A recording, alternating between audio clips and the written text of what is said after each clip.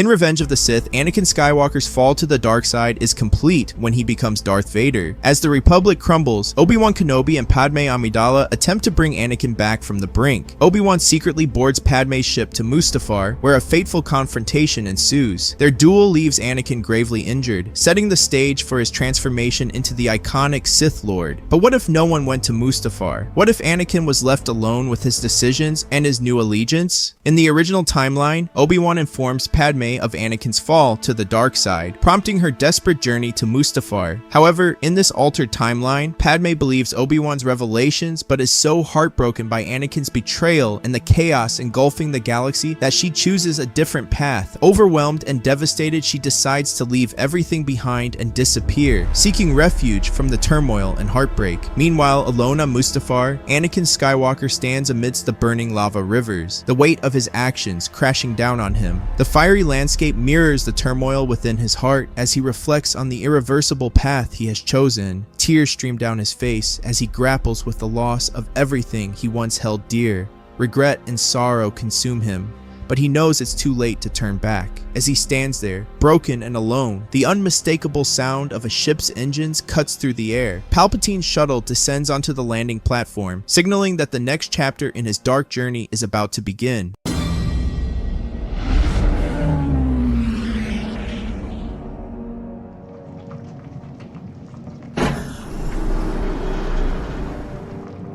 Master, the Separatist leaders have been eliminated. Good Lord Vader. What we have accomplished together in such a short time is nothing short of extraordinary. I have only done what was necessary, my lord. For peace, for order. Indeed. But peace and order are only the beginning. You are destined for far greater things, my young apprentice. There is still much for you to learn. Do you feel the power of the dark side coursing through you? Yes, it gives me clarity, strength. Good. Then it is time for your next lesson. Give me your weapon. This is a weapon of a Jedi. A replacement is needed. My lord? This crystal, your crystal, is still bound to the light. It is a weakness, a tether to the Jedi you once were. To truly become Sith, you must dominate it, bend it to your will. How can I accomplish this, Master? You must pour your anger, your hatred, your pain into the crystal. You must make it suffer as you have suffered. You must make it bleed. Only then will it take on its true color, the color of power. Close your eyes. Focus on the betrayals, the losses, the rage. Let them fuel you.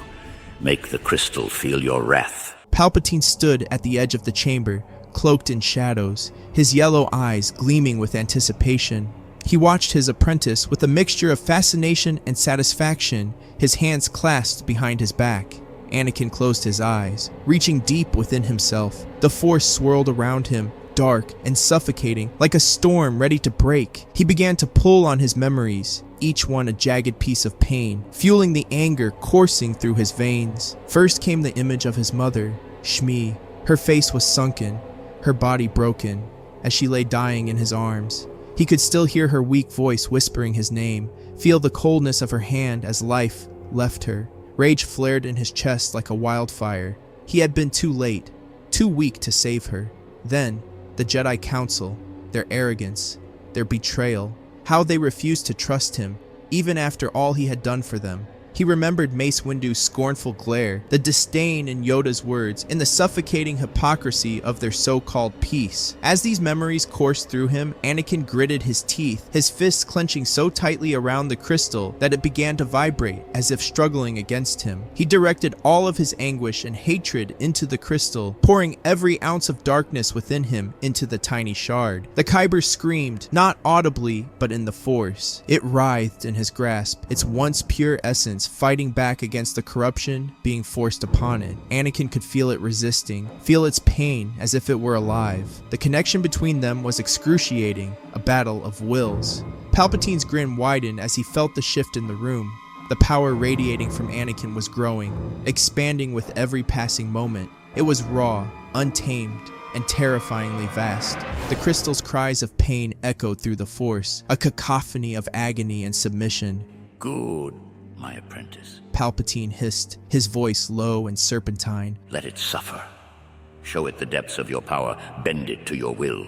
Anakin's body trembled as he focused harder, the room growing colder and darker with every second. The memories became sharper, more vivid, cutting through him like shards of glass. He thought of the younglings in the temple, the way their innocent eyes stared up at him before he ignited his blade. He hated himself for it, and yet that hatred only fed the darkness within him. The crystal's glow intensified, shifting from a faint red to a deep, malevolent crimson. It pulsed in his hand, each beat synchronized with his own heart. Anakin could feel it breaking, shattering under the weight of his will. Its resistance faltered, and then finally, it gave in. A surge of power exploded outward, rippling through the Force. Palpatine staggered slightly, his grin faltering for a moment as the magnitude of Anakin's strength struck him. It was unlike anything he had ever felt, a power that seemed limitless, uncontainable. Anakin opened his eyes, now glowing faintly yellow, and stared at the crystal.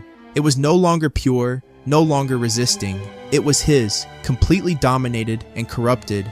He felt a rush of triumph, a dark satisfaction in what he had done. Anakin's hands moved with precision and purpose, the pieces of his lightsaber scattered before him on the cold metal floor. The faint glow of the crimson crystal pulsed rhythmically, as though it had become a living extension of his will. His focus was razor sharp, the Force guiding his every movement. In mere moments, the once broken weapon was whole again, its sleek black and silver hilt now exuding an ominous presence. Palpatine stood nearby, watching with a mixture of pride and caution. The air was thick with tension, and the dark side of the Force swirled around Anakin like a storm, crackling with raw, untamed energy. Without hesitation, Anakin rose to his feet and ignited the saber. A hiss filled the room, and the crimson blade sprang to life, casting an eerie red glow across his face. The power in the blade was palpable, a weapon born of hatred and forged in pain. Anakin stared at it, his eyes reflecting the fiery red light, a small smirk curling at the corner of his lips. Palpatine clapped his hands together softly, stepping forward, his tone dripping with satisfaction. Magnificent, my apprentice. A true weapon of the Sith. It is a symbol of your transformation and your destiny. Anakin turned the blade slightly, studying its glow, feeling its hum reverberate through his hand. The weapon felt different now, more than just a tool.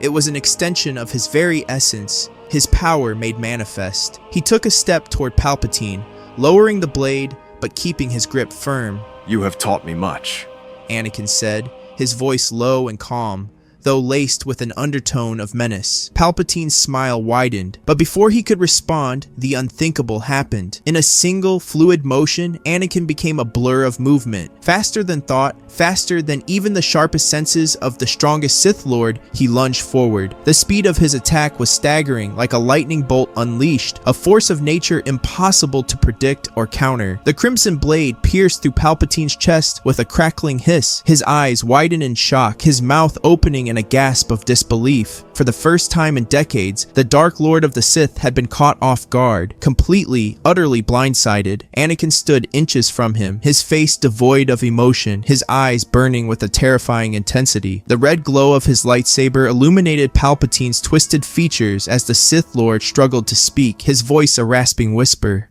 Anakin, you underestimated me. You thought you could control me.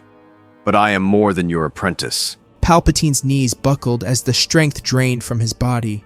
The power of the dark side, which had sustained him for so long, seemed to evaporate as if fleeing from the overwhelming presence of Anakin. His hands trembled, reaching feebly toward his killer.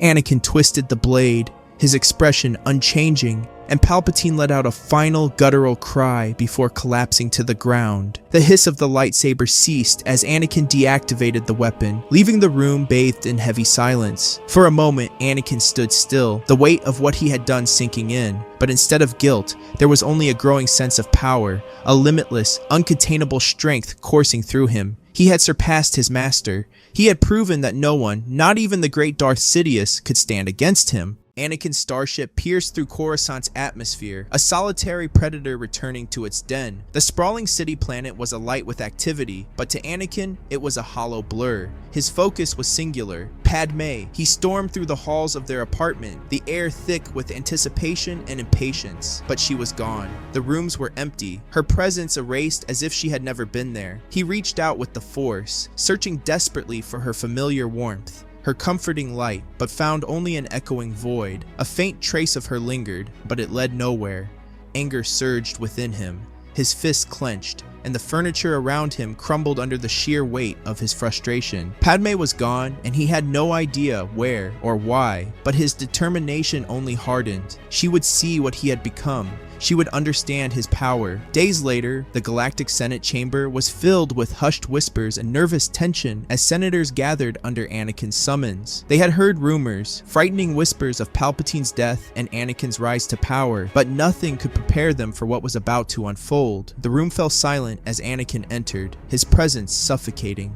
He stood at the base of the Senate rotunda, his piercing yellow eyes scanning the rows of pods. Then, without warning, he extended a hand. The pods shuddered violently, ripped free from their mechanisms by an invisible force. The senators screamed as Anakin raised the pods high into the air and, with a crushing gesture, ignited them in flames. Fire and smoke filled the chamber as the pods disintegrated, their remains scattering like ash. Amid the chaos, Anakin began to rise. The force carried him upward, his dark cloak billowing around him as he levitated toward the central pod. He landed gracefully, the glowing crimson blade of his lightsaber igniting for all to see. I am the Emperor of this empire. His voice boomed, amplified by the Force itself.